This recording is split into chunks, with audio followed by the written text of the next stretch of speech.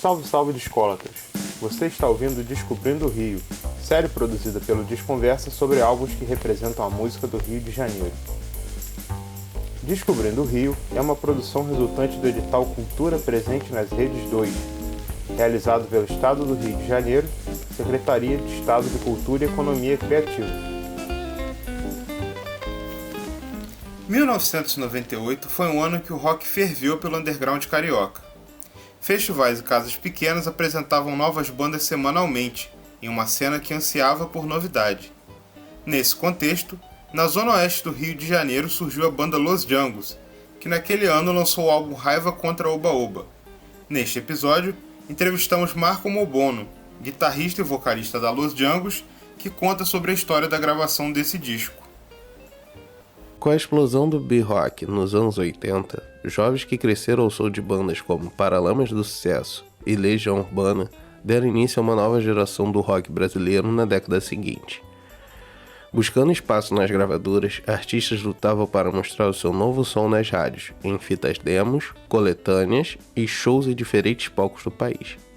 Nesse contexto, em 1992, na zona oeste do Rio de Janeiro, no bairro de Jacarepaguá, o trio Marco Mobono, guitarra e voz, João Aquino, bateria e Lili Diniz, baixo, deram início ao grupo originalmente batizado de Corações e Mentes.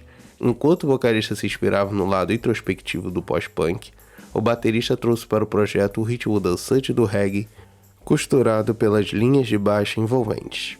Eu tinha muita informação do punk e do pós-punk. Me amarrava em Joy Division, era um jovem muito... não resolvido emocionalmente, eu era boca virgem, sabe?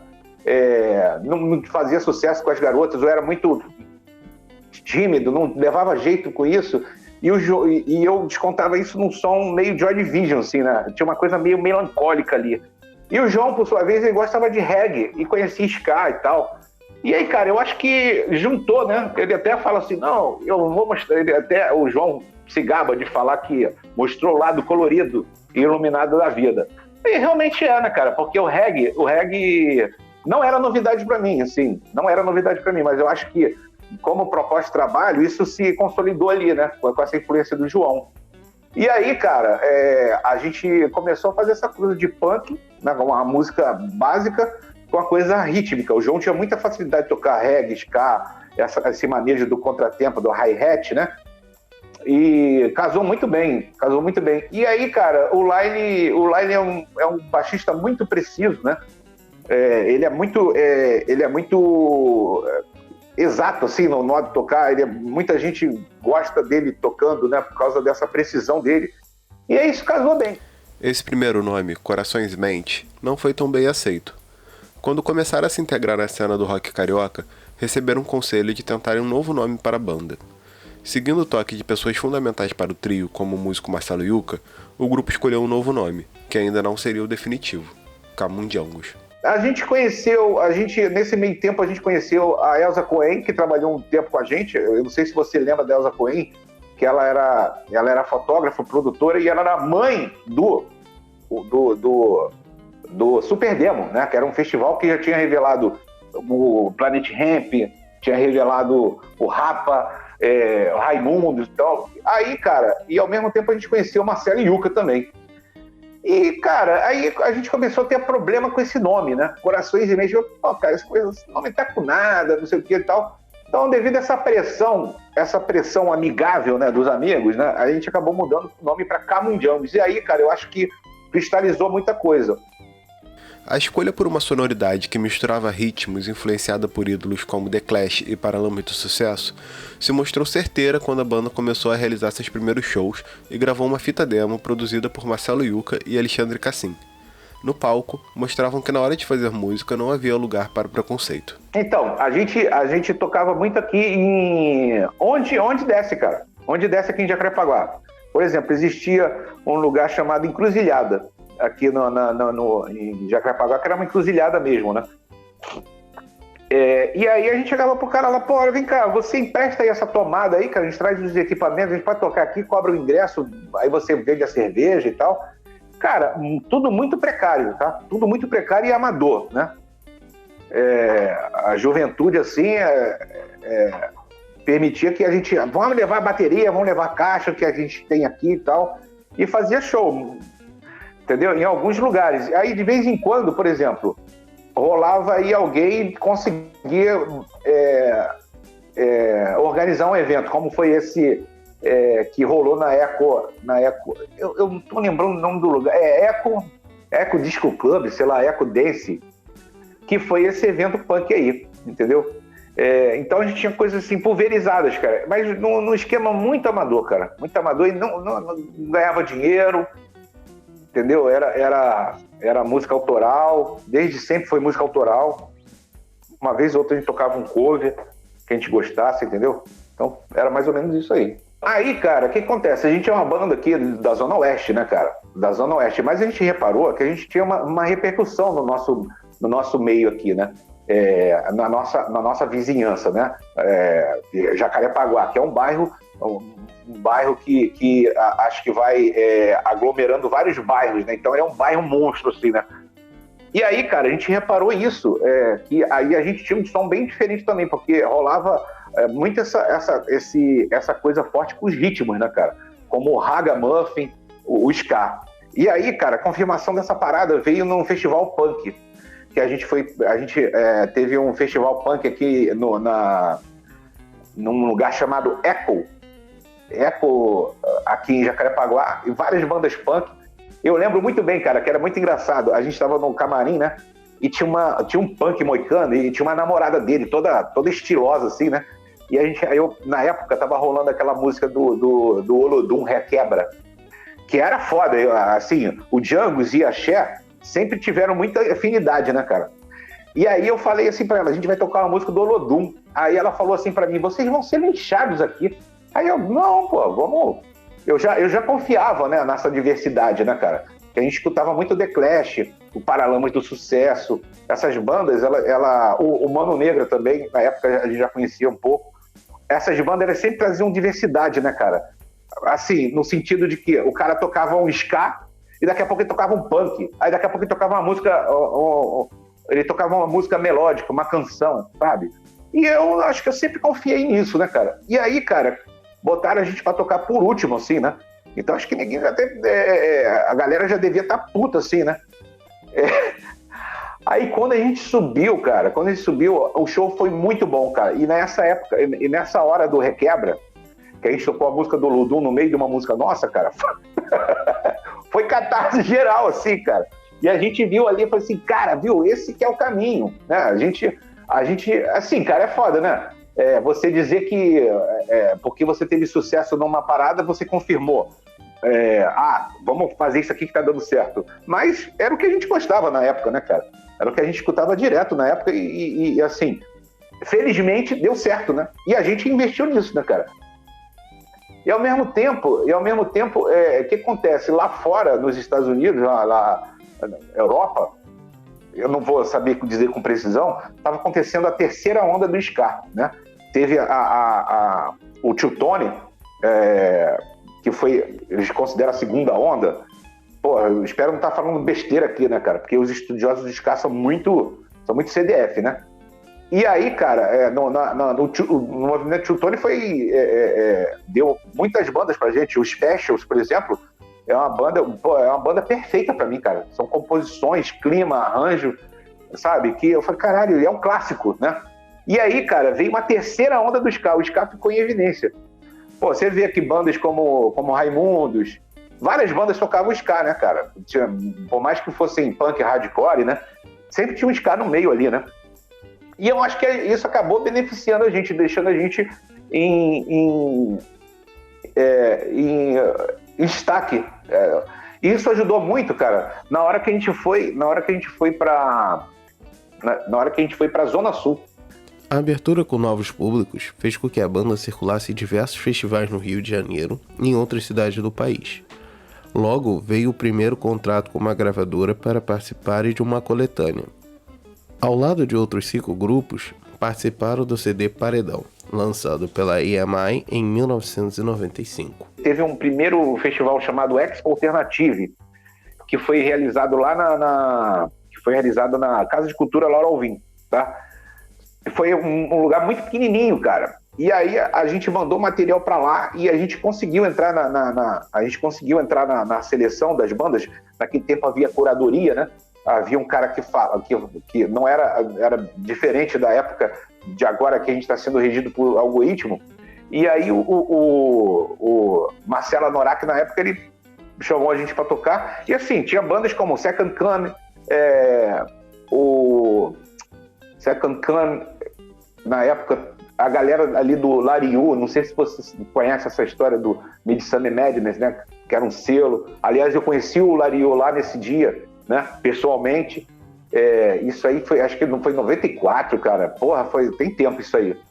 E a gente viu, e a partir daí a gente começou a ter uma certa projeção na Zona Sul. Isso mostrava para mim hoje o nosso poder de como é que eu vou dizer? Mostrava que a gente tinha alguma coisa para dizer. E aí a próxima pessoa que recrutou a gente foi o Bruno Levison. Ele fazia o Maitá para Peixe, né? E foi um festival que era um festival que tinha ali no Sérgio Porto, no Maitá. E geral ia para lá, né, cara? Geral ia para lá tocar. É um lugar pequeno, a galera mais antenada ia para lá. Pô, eu lembro que tinha cobertura da MTV, né? Tinha essas coisas todas. E, cara, o Bruno Levison gostou da gente, chamou a gente para tocar, né? E, cara, e a partir daí, cara, eu acho que a gente começou a ficar falado no underground, né? A gente acho que conseguiu força suficiente para chegar. Aconteceu nesse meio tempo, aconteceu da banda entrar naquela coletânea que muita gente chama de pau de sebo, né? Não sei se você já escutou falar nesse termo. Várias bandas, né, que saíram de uma coletânea da EMI Odeon, chamada Paredão, né, que tinha, na época, Sex Noise, Funk Funkers, o Profeta, né, o Plínio Profeta tinha uma banda chamada Profeta, né? Na verdade era ele, né? Resist Control, Poindexter e Resist Control era uma banda lá de Curitiba. E a gente entrou nessa coletânea. Essa coletânea, cara, por causa dessa coletânea, a gente foi lá pro estúdio, o das Nuvens, cara, gravar nesse estúdio, né? E aí, cara, a gente participou dessa coletânea, fomos lá pro Nas Nuvens, o estúdio do Liminha, né? Aquele estúdio, porra, lendário, clássico, assim, porra, permitiu a gente, porra, a gente comeu pizza pra caramba, a Yamai pagou pra gente, aí a gente teve clipe, aí rolou na MTV, aí, cara, eu acho que o Paredão começou a dar um corpo maior pra gente, né? A gente vai tocar em Curitiba. E, cara, todo fim de semana a gente tocava. Ou era em Minas Gerais, ou era por aqui, Niterói. A gente era uma banda bastante ativa, né? Cara, e aí, cara, não deu nada na EMI. As bandas achavam que, de repente, iam lançar um disco solo pela EMI, mas a EMI não pegou ninguém. E aí, cara, nesse meio tempo a gente foi fazer outro show, no CEP 20.000. No CEP 20.000, que é um outro evento que era feito ali no Sérgio Porto, pela turma do Chacal, que era capitaneado pelo poeta Chacal, né? E ali tinha muita gente ali, o Mechame Alamed, a gente conheceu ele lá, Raul Mourão, essa galera toda, né? Participava dessa coisa. E num show que a gente tava fazendo lá, né? No CEP 20.000, o Leléu, que era da banda Bel, ele trabalhava na Warner, trabalhava com o Paulo Junqueiro. O Paulo Junqueiro era diretor artístico, né?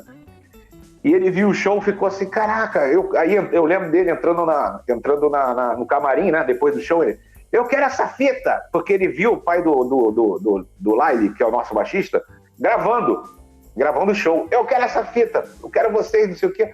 Cara, e aí a partir dali a gente começou umas negociações, a Warner pediu uma demo pra gente, aí eles bancaram uma demo lá no estúdio, né, no AR, que era um estúdio foda,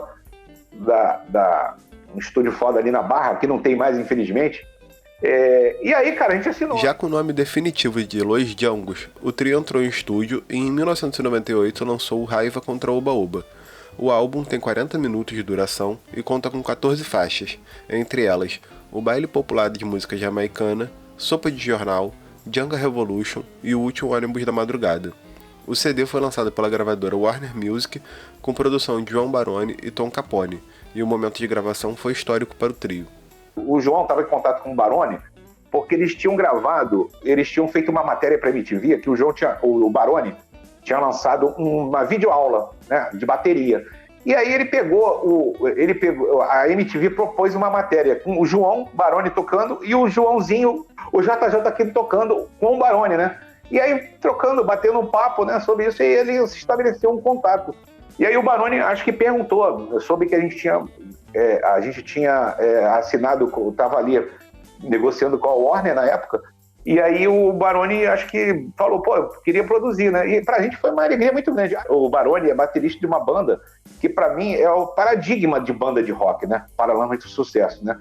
E aí, cara, ele topou produzir o disco. Eu lembro que quando a gente foi gravar uma música, o Tom Capone, né? O Tom Capone, ele tava no estúdio, porque o AR ele era sócio do AR. E aí ele tava lá, e aí o Baroni chamou ele para gravar, para produzir o disco. Porque eu acho que aí, cara, casou uma coisa artística com a coisa técnica, né? Porque o Tom Capone, ele era um cara do estúdio, e ele era um técnico, ele era um engenheiro, o cara que tirava som, né, cara?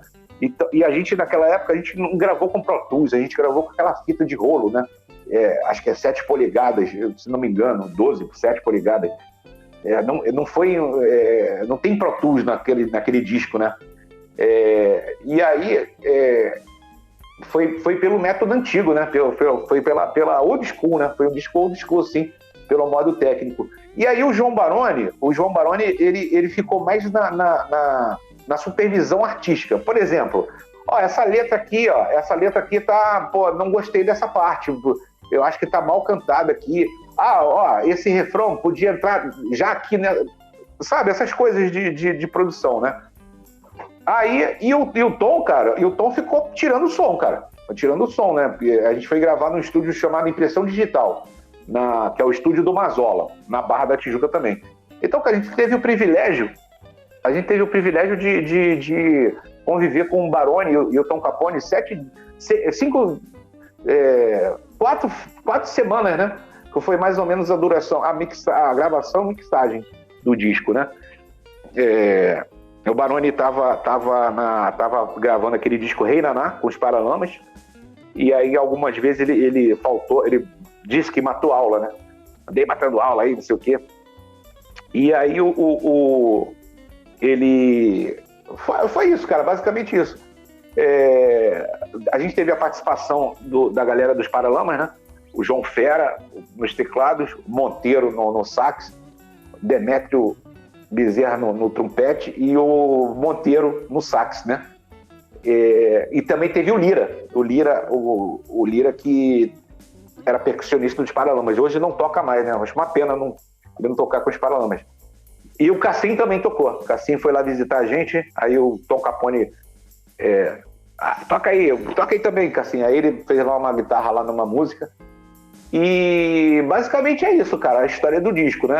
Eu gosto muito do som do disco. Eu lembro quando o Capone, a gente foi masterizar o disco com aquele cara, o Ricardo Garcia, do Magic Master. É o cara que eu lia nos encartes assim, masterização, Ricardo Garcia. Agora o cara tava mixando o nosso disco, né? Tava masterizando, né? Aí eu lembro que o Tom escreveu assim, olha, é um disco de rock, mas com grave. Com grave. Então, assim, cara, eu escuto o grave do disco, né? Eu acho muito maneiro, cara. Eu acho o som que o Capone tirou ali do disco muito legal, assim, aliado, assim, com as coisas que o Baroni produziu com a gente, né, cara? O Baroni acabou tocando em 3 músicas, né? Se eu não me engano. E ficou do caralho, assim, né, cara? Ficou bem legal, assim. O disco inclui canções que eram tocadas em show do Los Django e outras então inéditas, como a faixa título, feita no entusiasmo de gravar um álbum. Raiva contra o Oba Oba, canção que batiza a obra, é uma canção cuja ideia coloca realidades em contraste e mostra a influência do B-Rock no som do grupo. Raiva contra o Oba Oba, pra mim, eu comecei escrevendo uma letra em que eu falava de vários contrastes sociais, né? Tipo o pobre e o rico, assim, aquela coisa grosseira. que aquela coisa grosseira e manjada, assim, né? Tipo, tem muito repentista que fala isso, né? Eu tava vendo Caju e Castanha aqui. O filho do rico, o filho do pobre, né? E eu acho que eu encarnei assim, esse espírito, comecei a escrever sobre esses contrastes sociais. Pô, o cara pede paz para Disneylândia, porque eu lembro que estava tendo, na época que eu escrevi, acho que teve um atentado. E ali, cara, a gente tinha muita mensagem nas letras. Se você for pegar, eu acho que havia uma preocupação. Se você for pegar o melhor de todos para mim, Legião Urbana, né? O Renato Russo, ele tinha essa coisa. Então, cara, foi uma influência foda, assim. E depois eu fui vendo que aquilo era uma influência do punk. Se você for ver as letras dos Inocentes, letra da Plebe Rude, a letra do Paralamas, sempre tinha uma coisa de observação social. Eles não falavam sobre futilidades, né? Eles não falavam... Tinha uma... Então, eu na minha cabeça, eu aprendi, sei lá, fui doutrinado, sei lá, eu fiz essa escolha de fazer, eu achava que eu tinha que fazer essa observação social, né? Claro que você pode falar sobre futilidade, mas assim, a minha opção foi essa, né? E aí, cara, várias letras nossas vão falar disso, né? Vão falar de o que tá rolando, o que incomoda, sabe? O que tá errado, o que é injusto, né? E Raiva contra o Oba-Oba, eu acho que era assim, tipo, eu acho que o nome já diz, né? Raiva contra o Oba-Oba, né? O cara tá com raiva, o cara tá no maior perrengue, então, enquanto tem gente que tá no Oba-Oba, né?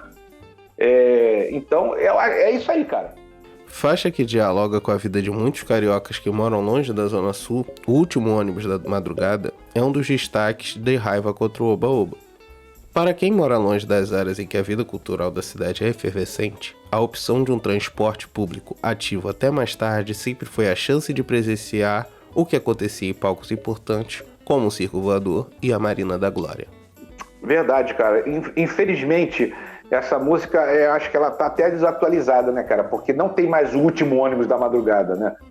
Aqui onde eu moro, tem ônibus que não circula feriado nem domingo, nem sábado. Então, assim, a coisa piorou, cara. E eu tava, assim, o que acontece? A gente aqui na Zona Oeste, a gente não tem polos de cultura. As coisas acontecem na Zona Sul e Centro. E aconteciam, né? Era tudo muito centralizado nesses lugares. Então, para você fazer parte disso, para você aproveitar, para você desfrutar disso, você tinha que sair daqui. Cara, e assim, a gente sempre foi fodido, a gente não tinha carro, e não tinha Uber, não tinha táxi, então a gente tinha que se virar. Mas naquela época, cara, tinha o Último Ônibus da Madrugada, né? Então, assim, a gente ia para... Eu lembro que a gente saía daqui para ir no Circo Voador, para ir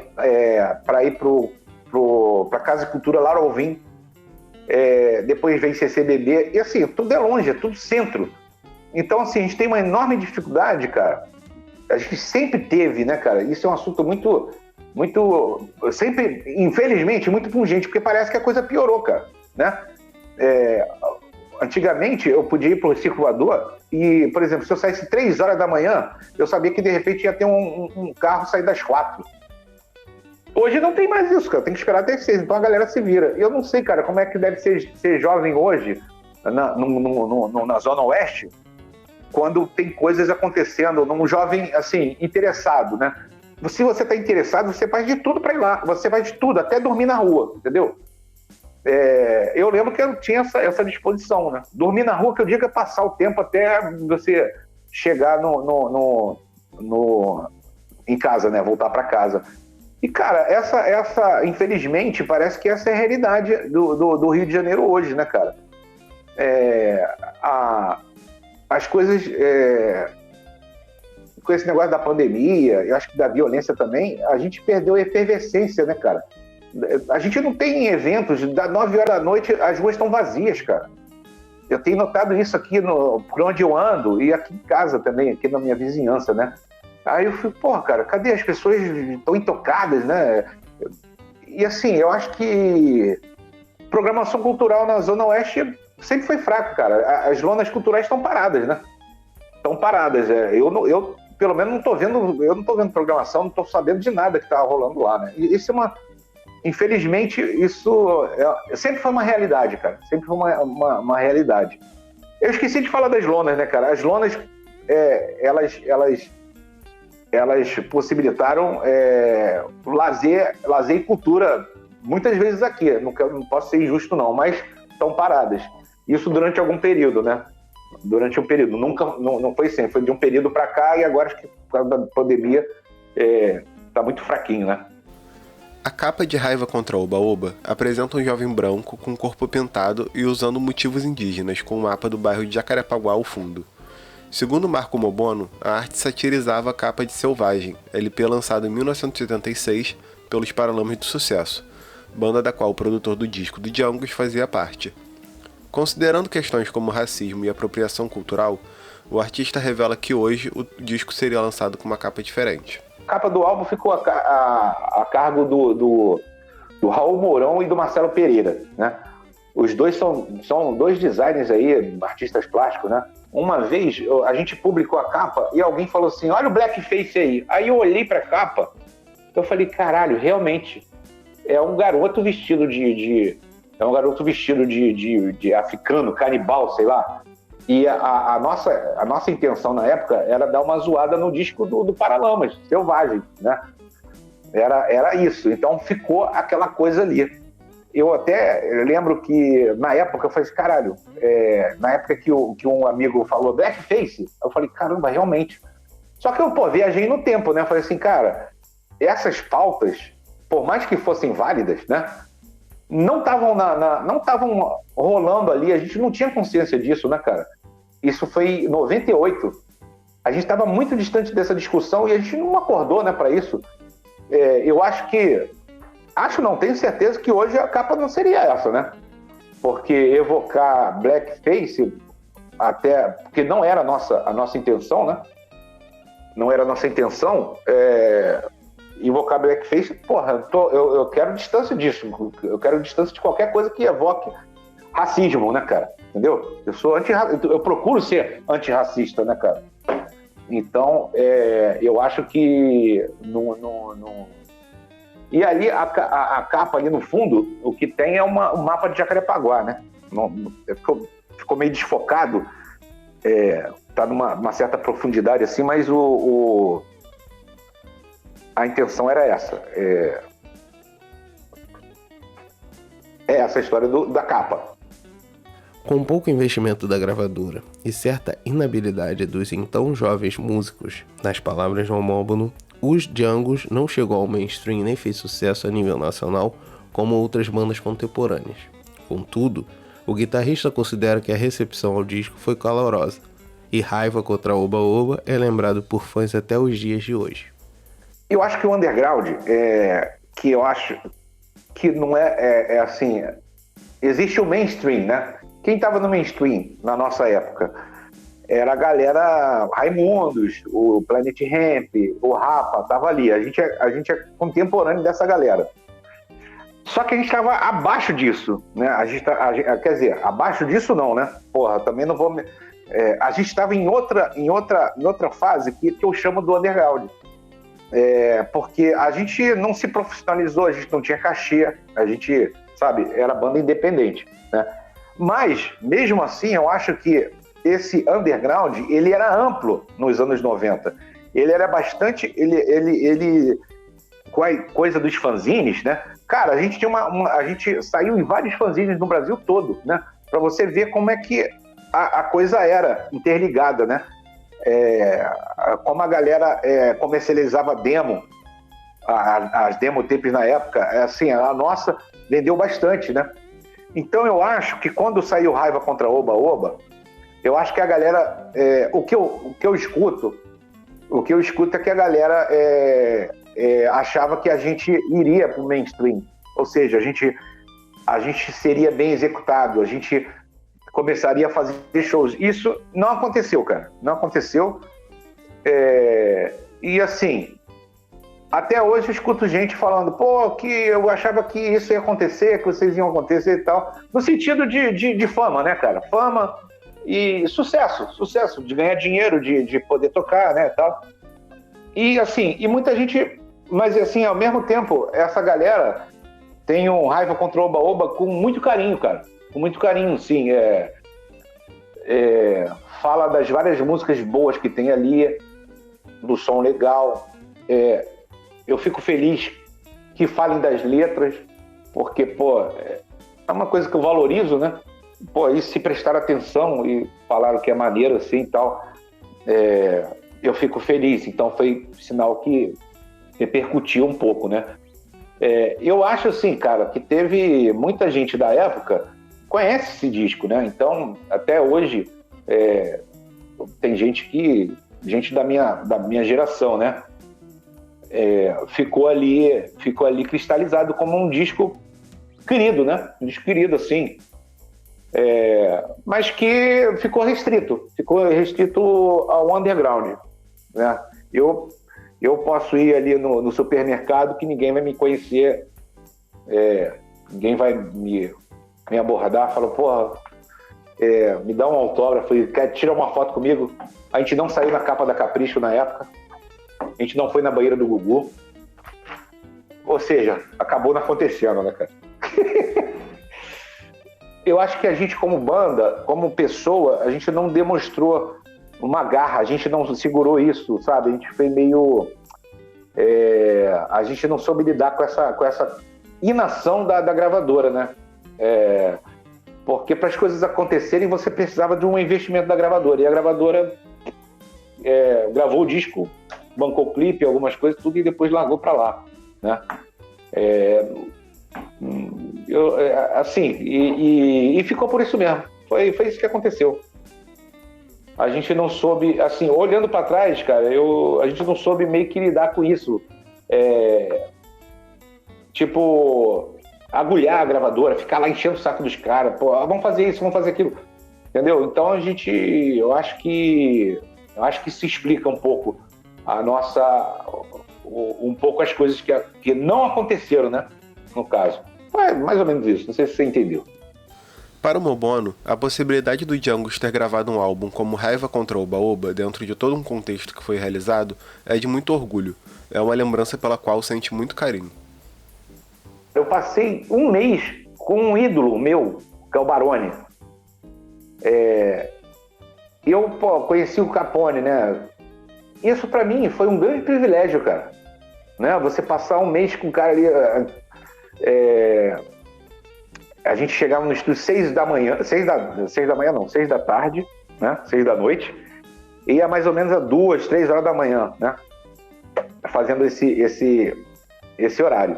E o Barone lá com a gente, entendeu? Então, hoje eu falei pro caralho, cara, como é que pode isso? Eu ter convivido com um artista que eu admiro tanto, o cara que tá todo dia aqui comigo, aqui, cara. Aí eu lembro que foi o Bi Ribeiro foi lá.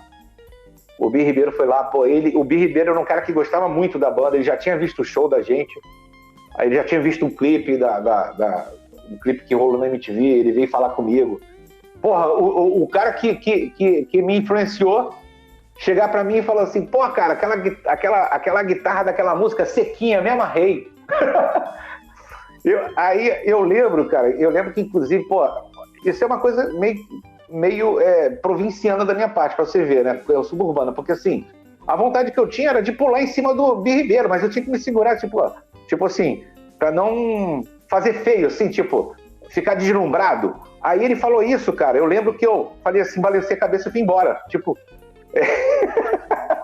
tipo assim, não quis dar uma de tiete, mas acabei sendo blasé com o maluco, né? Então isso pode até ser uma história legal. Se eu encontrasse ele hoje, eu ia falar isso com ele, né? Eu espero um dia encontrar ele de novo, pô, às vezes ele vai em show assim e tal, aí você vai no camarim, pode falar com a pessoa ali, bater o papo rapidinho, né? Aquela coisa. Ou então, sei lá, por outra... Mas essa convivência, você conhecer pessoas... o Dado Villa-Lobos foi outro cara que eu fui falar com ele, pô, eu vi seu clipe, cara, na MTV. Aí eu falei, caraca, o cara viu meu clipe, esse filho da puta, e ele que... A culpa de eu estar nessa parada é dele, e ele veio falar comigo, sabe? Eu acho que foi um negócio, assim, meio ingênuo, cara, mas que é bonito ao mesmo tempo eu olhar pra trás e ver isso, pô, cara, eu gostava desses caras, e esses caras vieram falar comigo. Pô, foda, né? Eu fico feliz, eu acho que é uma grande felicidade, assim. Que aconteceu na época e hoje eu vejo a dimensão que tem, né? Eu falei, caralho, isso aconteceu comigo. E na época parece que eu tava só vivendo, assim, sabe? Não tinha muita noção do que tava acontecendo, né?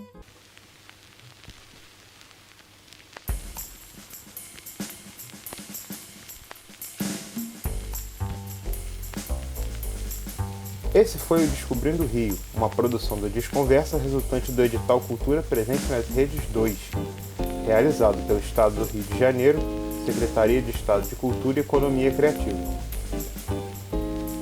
Roteiros, produção e narração por Lucas Vieira, Vitor Silveira e William de Abreu. Edição, Vitor Silveira. Identidade visual, William de Abreu. Entrevistas por Lucas Vieira. Siga @Desconversa nas redes sociais e acesse nosso site, desconversa.com. Desconversa, o seu portal de notícias em 33 rotações.